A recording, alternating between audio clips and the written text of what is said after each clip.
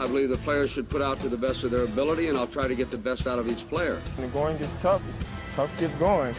So I want to win. And we don't think our pitching staff is as bad as most people think. There's no fear about me playing in the big league. I think I can play up here. I think we got some good ability on the ball club, and I just think we're going to move along pretty good.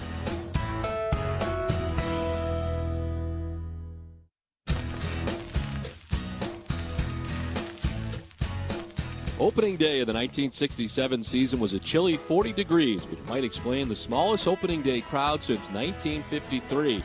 2 days later, the impossible 1967 season and its star produced one of its endearing moments. Rohr winds. Here it comes. Fly ball to deep left. Yastrzemski is going hard. Way back, way back. And he dives and makes a tremendous catch. Knew I couldn't get to it unless I dove. And I just dove and stuck out my glove and ball went in. The scoreboard tells the story. The pitch to Howard, hit into right field. It's a base hit. And the no-hit try is broken up.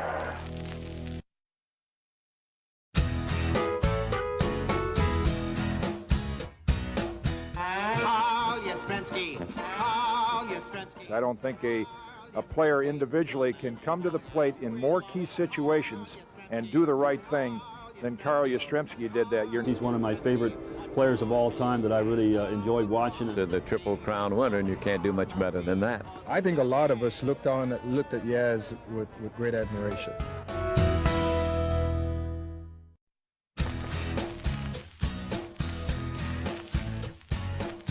The only thing I can tell you right now, I'll guarantee you we'll have a hustling ball club, and they won't quit. They didn't quit on me in Toronto. I don't intend to have anybody quit on me here. When Dick took charge, he didn't want to see those mistakes continue to happen. And if you made it once, he'd have a little talk with you. If you made it twice, it would be a little bit more serious than that, so that you wouldn't look forward to the third time. The very first thing that happened to us in spring training, the first day Dick walked on the field, you know, he immediately turned our thinking around. Basically what he said was, you either win or you're going to get traded. Dick Williams was such a competitor that he didn't want to just come close or look good. He wanted to win. Dick Williams transformed the Boston Red Sox from losers to winners. Fenway Park and the Sox became relevant again in '67. From day one, the players and New Englanders understood Williams' my way or the highway approach to managing. I believe there should only be one chief, or in this case, 5 chiefs, the manager and the coaches. I believe the players should put out to the best of their ability, and I'll try to get the best out of each player. Now, if that's being tough, then I would be tough. He was a fiery competitor, wanted to win, and he made all 25 guys produce. He made me a much better pitcher than I had ever been in my life, and I wanted to prove to him that I was better than he thought I was.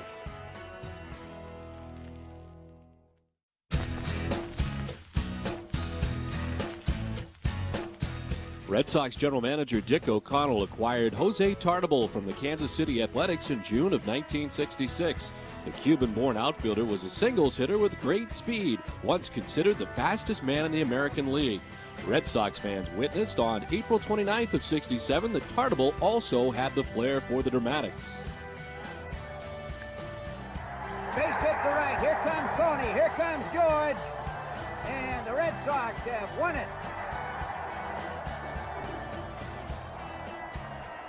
In 15 innings, the Red Sox pull it out 11-10 and go into a tie for first place in the American League.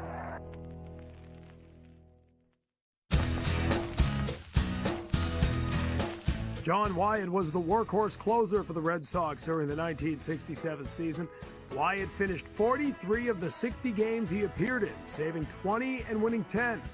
On May 7th, Wyatt had yet to give up an earned run when he relieved Dan Osinski in the bottom of the 9th at Minnesota with runners on first and second. Wyatt's first batter was future Hall of Famer Rod Carew. Strike 3. After walking Zoilo Versailles to load the bases, Wyatt, in search of his first save of the season, now faced right-handed sluggers Harmon Killebrew and Bobby Allison.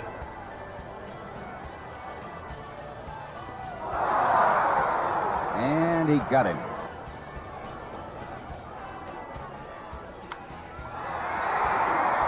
George Scott going back. Andrews, and Mike makes the catch, and it's all over.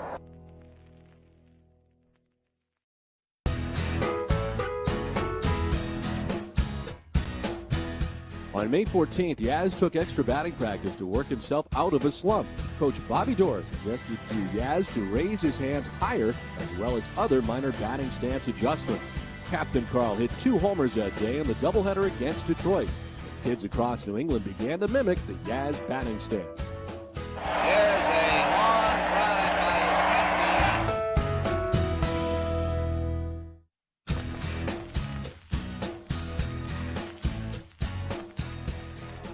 Trailing 3-0 in the bottom of the 8th, Dalton Jones started the winning rally with a single. Yaz tripled home Jones and Reggie Smith, who was on board via fielder's choice. Another chapter in the Cardiac Kid story then was written when George Scott stepped to the plate.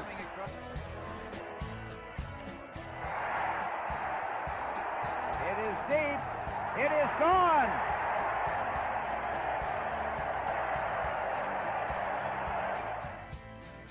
A young guy who was fearless at the plate. He could hit power to all fields. Very aggressive at the plate, very difficult to pitch to at times, and you stick him in the lineup with Joe Foyle and Carl Yastrzemski and Petrocelli and Andrews, and you can see why the Red Sox had such a great year in '67. Probably the best defensive ball player that I saw in the 23 years that I played with the Red Sox, even when he was with Milwaukee. Unbelievable glove man, tremendous instincts as a baseball player.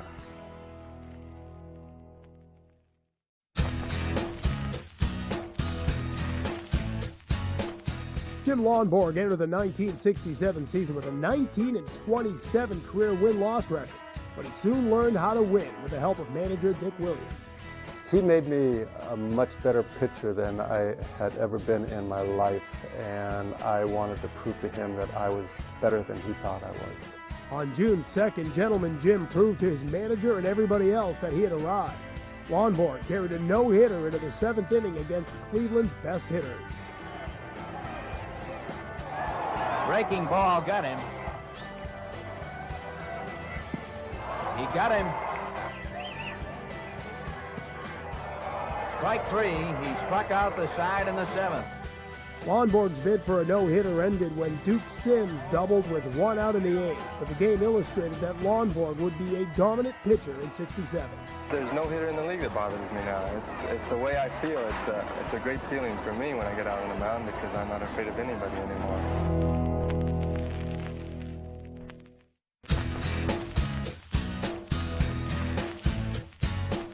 They patrolled the outfield with a certain panache. Yastrzemski, now in the best shape of his career, hustling down everything in left.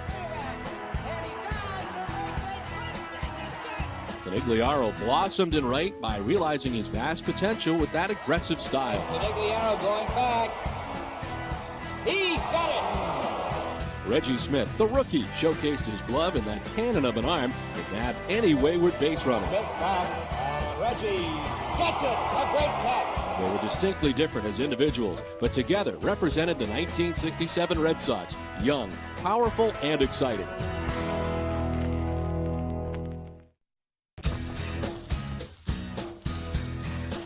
The Cardiac Kids struck again on June 15th at home against the White Sox. Tony Conigliaro did the honors in the bottom of the 11th inning. Then Glory be Tony C. unleashed a mighty club. The ball, it soars. The crowd, it roars. A towering home run.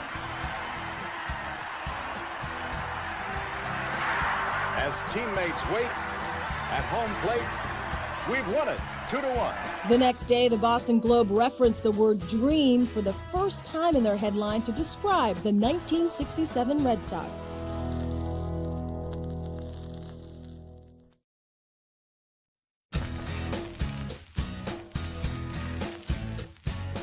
The summer of 1967 was also known as the Summer of Love, but there was no love to be found between the Red Sox and Yankees. On June 21st, the official start of summer, the two opponents engaged in a bean brawl at the stadium. After Joe Foy was beaned by Chad Tillotson in the 2nd inning, Jim Lonborg protected his teammate. Woo. Tillotson will go to first. And he and Lonborg are exchanging words now. And some of the Yankees are starting to come out of the dugout, just a step or so. Ralph Hoff, Joe Pepitone, now Joe Foy's in it. And the umpires are converging as Foy went over to get toward Tillotson. The Yankee ball club is out there. And they're starting to slowly come out of the Red Sox dugout now. Petrocelli hollering over at Pepitone. And it's getting hot. There goes Pepitone as they go to it here at Yankee Stadium. Out of the bullpens, they're coming now. Both bullpens out. And they're trying to restore order. Foy made 2 great plays at third base to lead the Sox to an 8-1 win.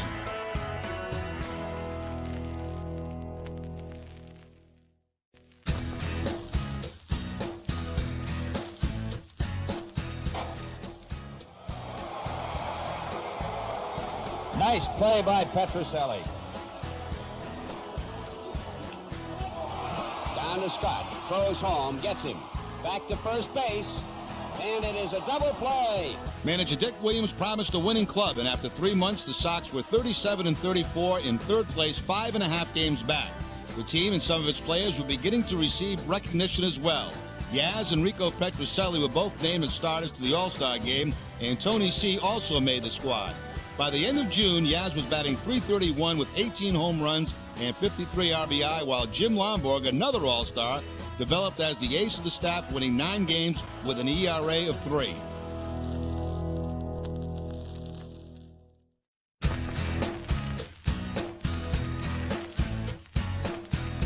Symptomatic of a winning team is someone different making the big play each game, and that was evident of the Red Sox in a sweep of the Kansas City Athletics in early July. In Game 2 of the series, Tony C. broke up a tie in the 6th, and Jim Lonborg added to it. Uh-oh, there's a well-hit ball as he hit the curveball toward left. That is up, and it is going to be gone. Home run number 2 in 2 days here for Conigliaro over that long left field fence. And it's a base hit to left. 1 run scores. Here comes Smith to the plate. The throw is blocked nicely. He's safe at home. The Red Sox beat Jim Catfish Hunter 2-1 in the finale, and with the win, the Sox were now in second place, 4.5 games back. Mike Ryan tied the game in the first, and Joe Foy won it in the 8th. This one's hit deep, and Mundy's going back, and Joe Foy has hit one out against the scoreboard. It's a home run.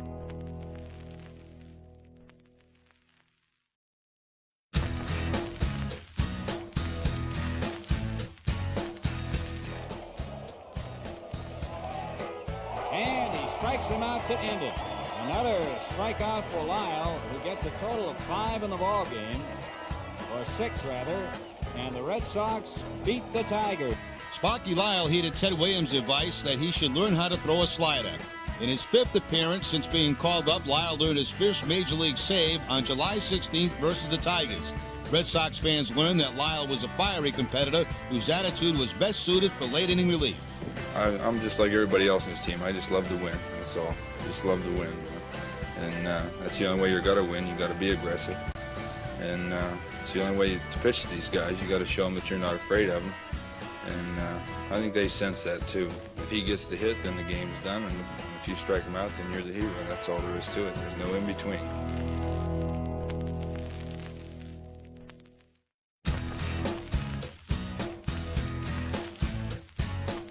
Beginning on July 14th, the Red Sox embarked on a 10-game odyssey that captured the heart and soul of the New England region.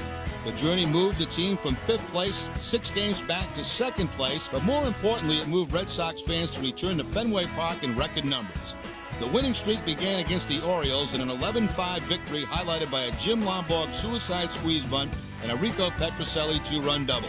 The Cardiac Kids continued their inspirational brand of baseball over the next 9 days. High fly fly ball to left field. Will Willie have room? He don't. It'll into the netting for a home run.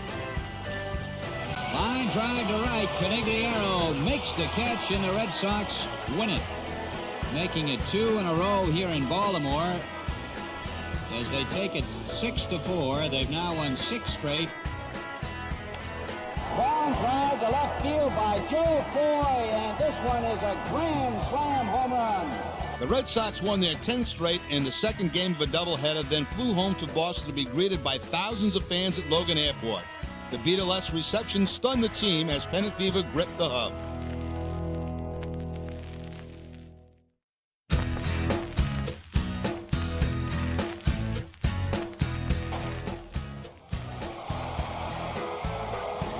Nice play by Petrocelli. I was in my 3rd year. I was a veteran of the infield. Mike Andrews was in his, first year. Scott was in his 2nd, and Foy was in his 2nd. Then we got Reggie Smith out there, too, in his 1st year or so. It was a very young team and just fun, couldn't wait to get out there. And then winning and doing well, boy, that really added to everything. Ground ball to Petrocelli, hit slowly, throws to second for 1, back to first. Out for a double play, and the Red Sox send it. Rico Petrocelli was the leader of the young Red Sox infield. Petrocelli was a pivotal character in many of the big moments from the Impossible Dream season, from his opening day home run, the bench-clearing brawl at Yankee Stadium, to the last out of the season. Little soft pop-up. Petrocelli will take it. He does. The ball game is over. The Red Sox win it. My hands came down.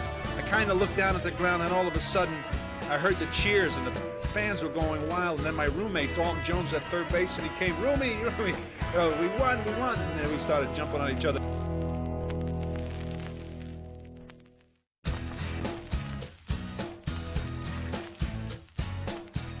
On August 3rd, the Red Sox acquired 9-time World Series veteran catcher Elston Howard from the Yankees. Howard became a calming influence behind the plate for the young Red Sox pitching staff during the pennant drive. We have a lot of young pitchers, and you try to settle them down a lot of bit, because times a pitcher will get upset, and this is something that the catcher have to work together with a pitcher. But I think that this ball club, the Red Sox, is the momentum is very high, the spirit is high, and these are things that you have to have down the stretch when you're going out for the pennant. Elston Howard makes the catch, and Boston wins it.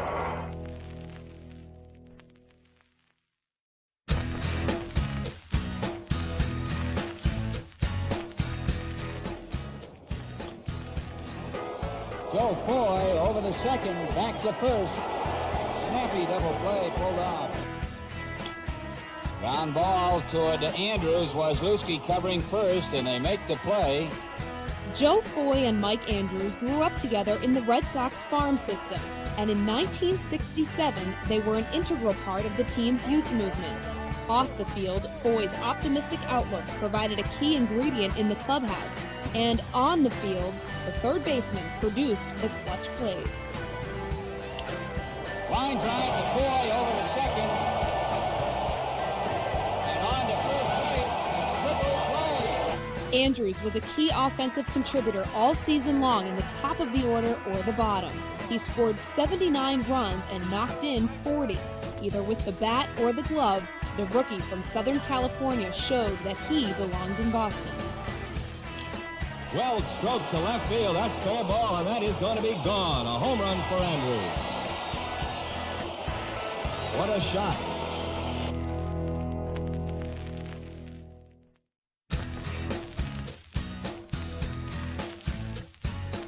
I developed a swing where I lift weights and I make my wrists as fast as they possibly can so that I can wait just a second longer than the normal hitter. Tony C. was a hometown hero who flashed across our eyes like a comet. In his Fenway Park debut in April of 1964, the local kid fulfilled a dream. There's a drive by Conigliaro, and it is out of here. What a bomb he is. Conigliaro hits a home run, his first time at bat at Fenway Park. Tony C. continued to live out the dream. He was the youngest ever to win a home run title, the youngest player in the American League to reach the 100th home run plateau. He also sang, ringing up a couple of local hits.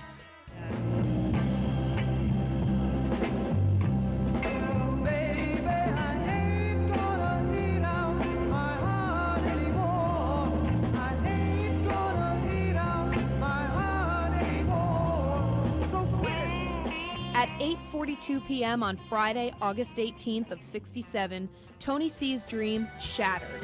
Struck in the face by a Jack Hamilton pitch, the ball hit his left eye and cheekbone. It really hurt. And me personally, as a friend, it really was really sad for me to see him go down like that. Tony C missed the rest of '67 and all of '68. He returned in 1969 to win the Comeback Player of the Year, and he had his best season the following year. But Tony C's eyesight deteriorated quickly thereafter to force his early retirement from the game.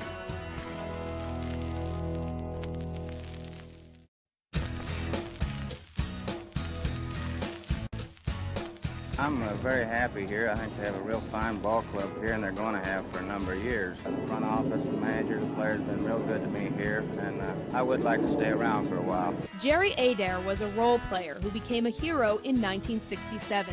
He arrived in June from the White Sox, and wherever he played, third base, shortstop, or second base, Adair did it with a flair for the dramatic. Adair makes the stop. Throws to Scott for the out. Another sparkling play by Jerry Adair. Adair came through so many times with the bat that Red Sox announcer Ken Coleman nicknamed him Mr. Clutch. He's done it again. Adair comes through in the clutch, and the Red Sox lead 1-0.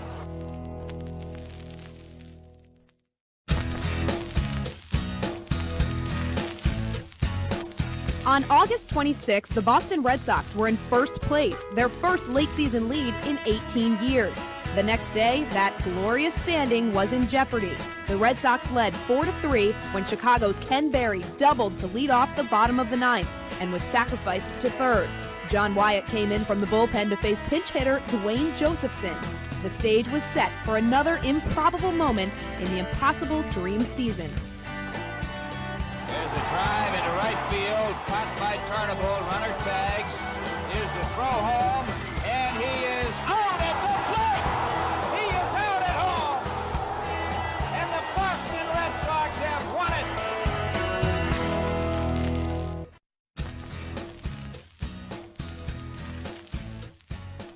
Ken the Hawk Harrelson was acquired by Red Sox GM Dick O'Connell just 10 days after losing Tony Conigliaro to the eye injury.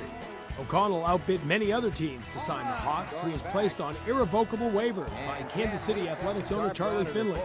The Hawk said it was for more than just the money, $150,000, that he chose the Red Sox over the other team. I had 7 clubs I could have gone with. There were a lot of factors involved in me coming to the Red Sox. 3 of the biggest reasons. Ever since I've been in professional baseball, I've always heard about the integrity and the class of the Boston organization, and I've always wanted to be a part of it. I think the majority of the big league ball players would love to be at Boston Red Sox because of this. The next factor would be probably because of the ballpark. You know, the nice fence they have out there in that Jolly Green Giant. Yeah. Out there. And then my in-laws live up here. My wife's from Arlington and Lexington, and I have a lot of in-laws up here, and that was another factor in coming to Boston.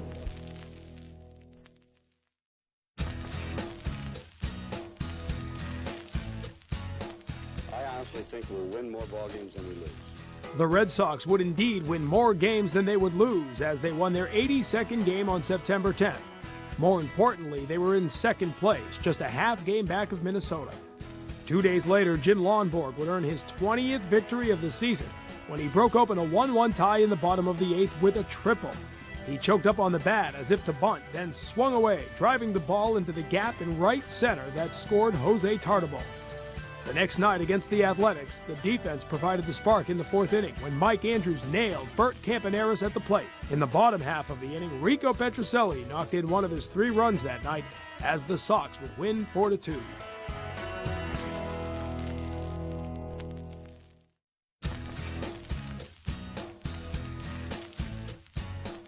With 2 weeks left in the season, the Red Sox were engaged in one of the greatest pennant races in baseball history.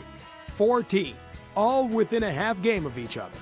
The Red Sox needed to bounce back from a Baltimore sweep at Fenway, and beginning on September 18th, the Cardiac Kids came through in the clutch. George Scott gets a base hit. Here comes Tartabull around third. Mickey Stanley throws. He is safe at home. Well hit toward left center. It is out of here. Home run, number 41 for Yastrzemski. On September 22nd, the Sox won 5 of 6, with Jose Santiago winning his 3rd game in a 5-day stretch. With 1 week to play, the Red Sox were in second place, a half game back, and the greatest baseball pennant race continued for another week.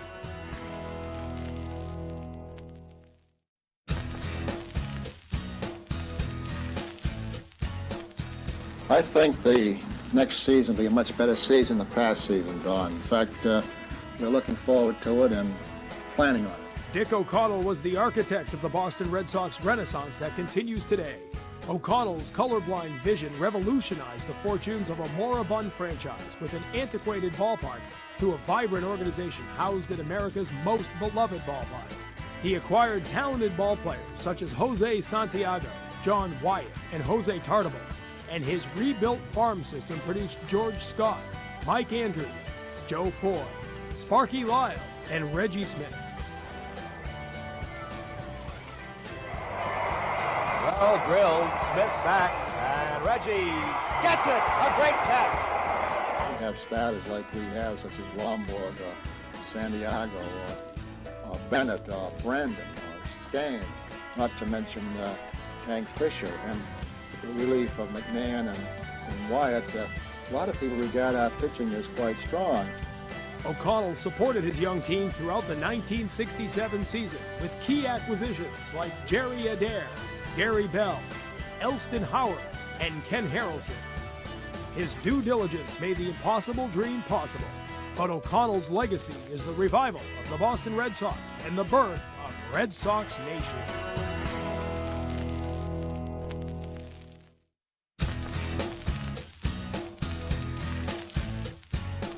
By the time we got the last 2 days, we were kidding around the clubhouse, and people were talking with real high voices, and oh yeah, you know, like we were going to choke, and it was really exciting, and we knew what we had to do, and we did it. Jim Cott was dominating the Red Sox and held a 1-0 lead until he was forced out of the game in the 3rd inning with a strained left elbow.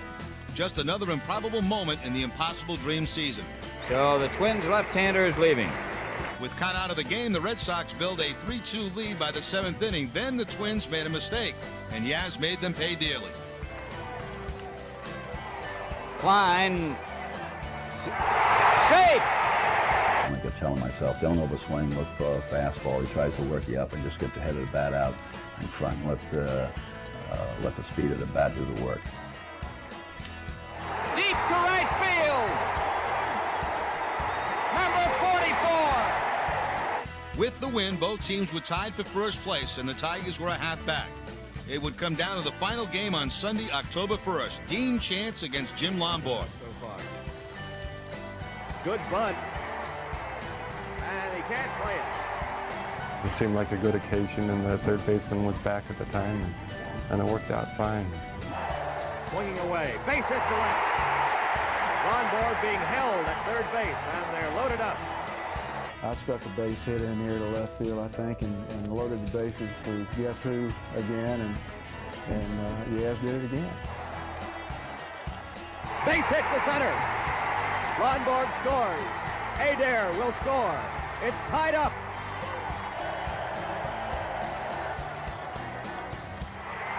Yaz will go to second. A run will score. 1 out, 2 on. Killebrew has it knocked off his leg. That'll be another run. And all that was left was the final out and let the celebration begin. Little soft pop-up. Petrocelli will take it. He does!